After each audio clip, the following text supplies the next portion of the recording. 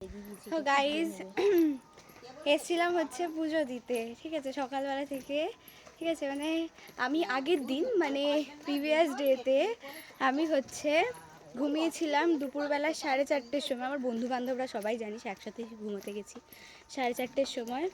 উঠে পড়েছি 6:10-15-র দিকে, মোস্ট প্রবাবলি ল্যাদ খেতে খেতে 6:30 বেজে গেছে। তো সেই থেকে চলছে, তারপর সারা রাত আমি ঘুমাইনি, চোখের পাতা এক করিনি, মানে হচ্ছে আমি রাতের পড়ি যাকে বলে। কি করেছি সেটা বলবো না, কারণ সব বলে দিলে তো স্টোরি ক্লিয়ার। ঠিক আছে, না না না, পার্ক না।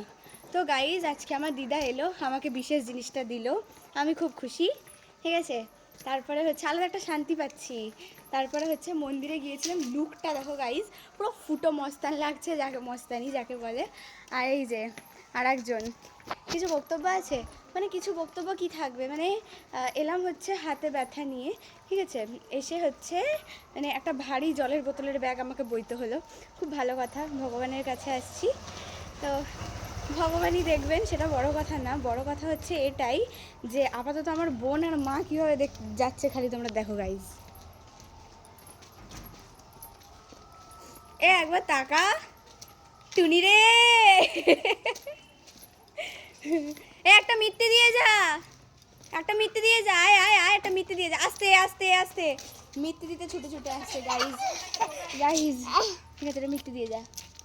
গাইজ মিথ্যে দিয়ে চলে যাচ্ছে, এই যে দৌড়ে দৌড়ে দৌড়ে দৌড়ে চলে যাচ্ছে, আমার মা ওদিকে বোম, দৌড়ে দৌড়ে চলো।